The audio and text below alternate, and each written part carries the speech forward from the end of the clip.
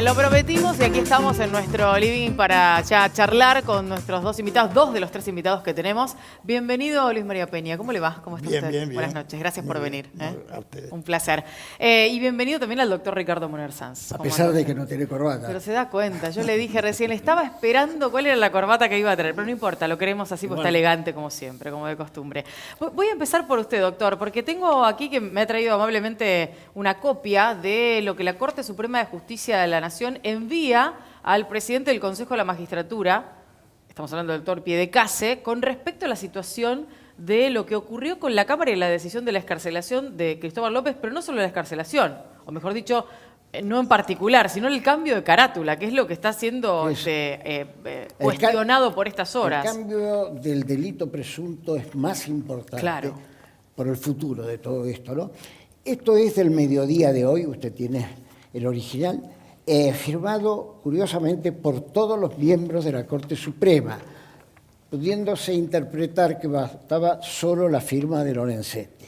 ¿A quién se lo manda? Se lo manda al Consejo de la Magistratura para que disponga lo pertinente en punto a la investigación. ¿Qué hace el Consejo de la Magistratura? A primera hora de la tarde de hoy le remite al presidente de la Cámara Federal, que es el titular de la Sala 2, para... El doctor Ballestero. No, de la Cámara Federal. De la Cámara Federal. Bien, perfecto. Y entonces, a Martín Irurzun le llega esto con pedido de que explique al Consejo de la Magistratura. Y Martín Irurzun hace lo que siempre hizo la presidencia de la Cámara, que es enviarle al presidente de la Sala para que no solo conteste, sino que derechamente le envíe el informe al Consejo de la Magistratura. Quiero preguntarle en un punto para que podamos poner en caja un poco la situación y contarle a la gente sobre lo que estamos hablando.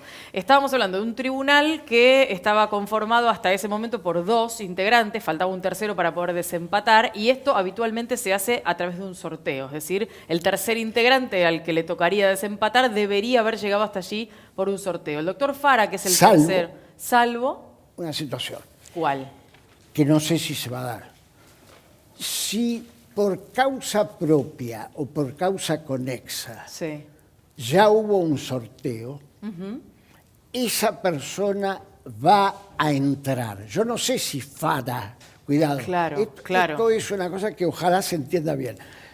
Yo no tengo un gran aprecio por él, como es evidente.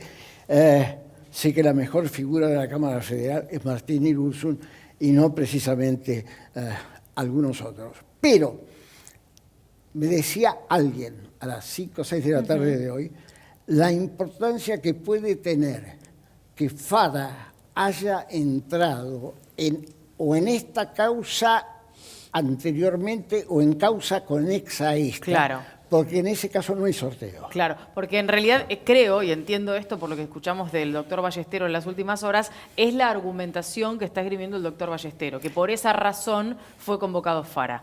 Ahora, de todas maneras... Perdón, qué buena información me está dando ahora usted. El doctor Ballestero está argumentando que esa es la razón, que como actuó el doctor Fara en una causa conexa, por esa razón estaba habilitado a hacerlo.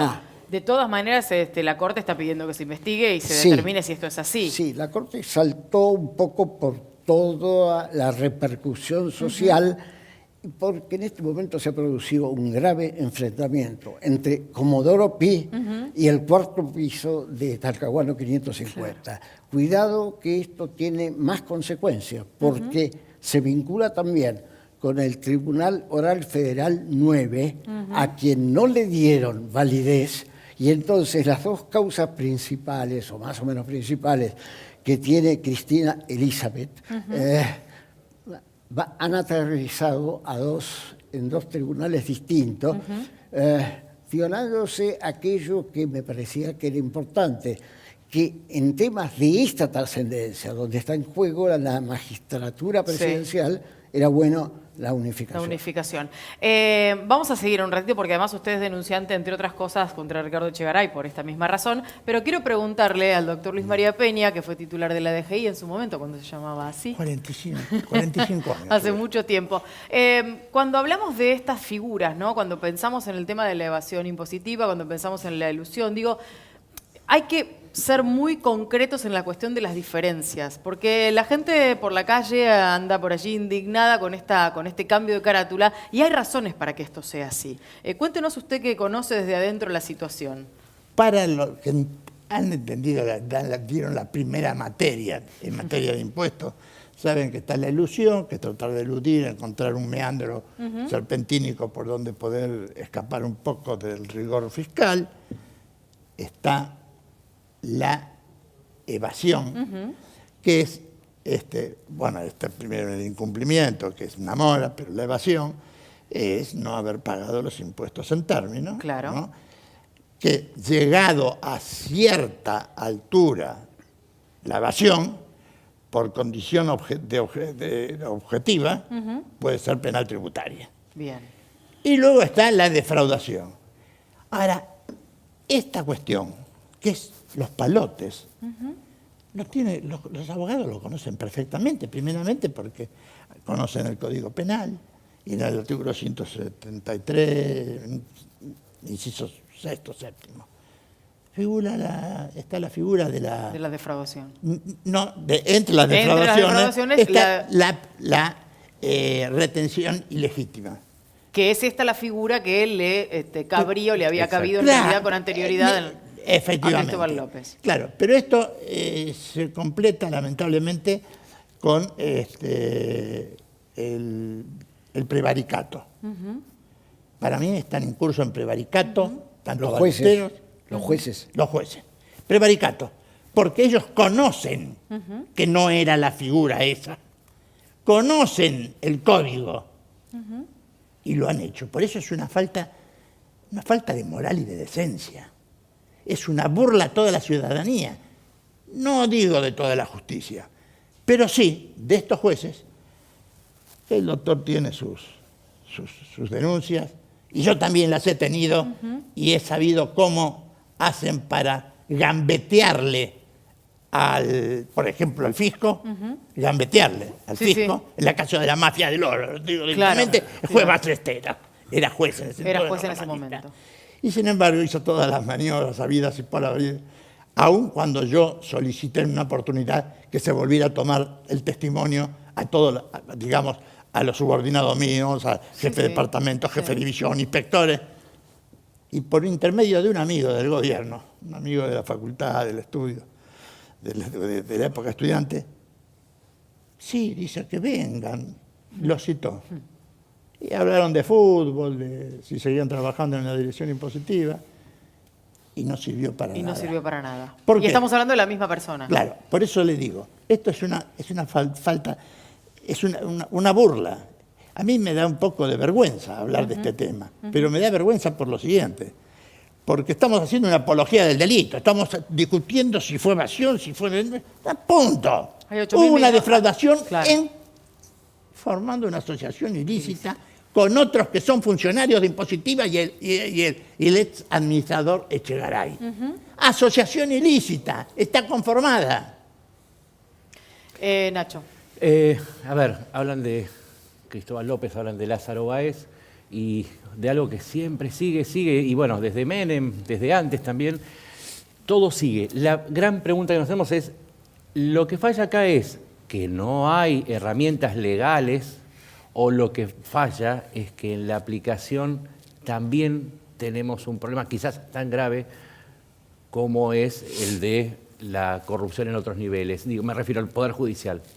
Carlos Menem, junto con su ministro de Justicia, es responsable del mamarracho que es nuestro Código Procesal Penal, aquel que no iba a tener siquiera la figura del querellante, que fue tal la explosión que ocurrió por entonces que incorporó la figura del querellante. Hay defectos en el código que permiten 1001 subterfugios. Menem imputado por mí el 15 de marzo del 95, no tiene aún sentencia final por venta ilegal de armas remitidas a Ecuador, Croacia y Bosnia. Y senador, perdón, ¿no? Aclarémosle que el Código Procesal, ¿qué es el Código Procesal? ¿Qué diferencia del Código Penal? Para que la gente entienda. Muy bien. El Código Penal es el que establece, gracias por la intervención, las normas, los castigos, las conductas. El Código Procesal es el cómo del andar de la investigación, donde yo creo que se han producido, entre otras cosas, miles de casos, puedo demostrarlo, donde se ha puesto freno a la investigación apostando a la prescripción de la acción penal, en un caso. En algunos otros casos, al cajoneo. Lo del Código Procesal Penal es realmente muy importante y quisiera que lo que se toque ahora se toque de veras, en serio. Y lo dije hace 30 años, consultando a gente que camina el tribunal, gente del lado, llamémosle, honesto, porque hay gente que hace dinero defendiendo a narcotráficos, a oficialistas de turno, etcétera, etcétera. El cómo de la investigación penal es la llave para el éxito de esa investigación. Doctor, habíamos hablado antes de Ricardo Echegaray, lo mencionaba también aquí Peña. ¿Qué va a pasar si no se logra que se revierta esta situación en la que ha ingresado la investigación a partir de tener a un hombre que, bueno, no pudo pagar, parece, estos 8.000 millones de pesos y entonces tendrá a lo mejor una moratoria y demás? ¿Qué pasa con Ricardo Echegaray si la figura termina quedando en evasión fiscal? Yo creo que no va a quedar porque la apelación ante la Cámara de Casación Penal tiene que ser próspera, ¿no? Estamos claros, doctor Peña, que la evasión impositiva es cuando yo no pago mis impuestos. Lo otro es apropiarme del dinero ajeno, que es lo que hizo a través de la empresa naftera, y comprar con ese dinero cosas para enriquecer el patrimonio. Por lo tanto, yo creo que Echegaray, a quien yo lo imputé cuando abrí el caso Chicone, porque en aquel momento, además de la responsabilidad propia, Chicone Calcográfica, yo demostré cómo en el andar de la causa, tomado el tema por la AFIP, no se le exigía a los bandoleros que estaban en ese tema el cumplimiento de los aportes previsionales. ¿Qué hizo el juez Lijo? Entendió que mis 14 o 15 presentaciones no merecían estar en federal y se lo mandó a penal económico. Fin del cuento, no pasó nada, ¿no?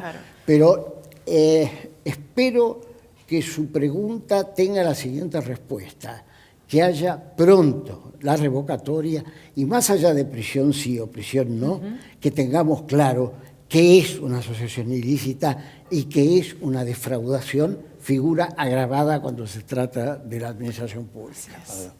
Sí, porque el que se queda con algo ajeno ya comete un delito penal que está ahí tipificado. Ahora, cuando es lo que ha hecho, es conseguir un amanuense dentro de la FIP. Me duele porque llevé 45 años la camiseta de impositiva. En aquel entonces no era FIP todavía. Y jugándose el pellejo constantemente, porque era con todo, hay una gran asociación ilícita. Todos los delincuentes con jueces. Esa es la primera asociación ilícita. No se conforma porque son, por supuesto, superan los 3 integrantes. Lo peor de todo es lo que queda. Lo que queda es saber que hubo un funcionario que le renovó 100 veces, pagaba una cuota, no dejaba de pagarlo, volvió a intimar, lo revolvió, y ese señor está en la calle tranquilo sin ser molesto. Ese señor a mí me ha insultado, insultó mis 45 años dentro del ente fiscal, pero dejó también algo muy tremendo. Toda la concientización tributaria se va al demonio. Porque si no, fulano que se quedó con 10.000 millones de pesos, con lo cual invirtió en empresas, compró, hizo lo que se le cantó, y se lo sacó al pueblo, al pueblo. Así es. Porque el componente impositivo, ese, Exactamente. se quedó Ese con el dinero que tenía que componente. llegar al pueblo. Les quiero agradecer a ambos por haber venido. Un placer. Seguramente será un tema que vamos a seguir porque esto parece que recién empieza. Veremos cómo. Pero espero cómo que sea el continúa. último. Muchísimas gracias por haber venido ambos.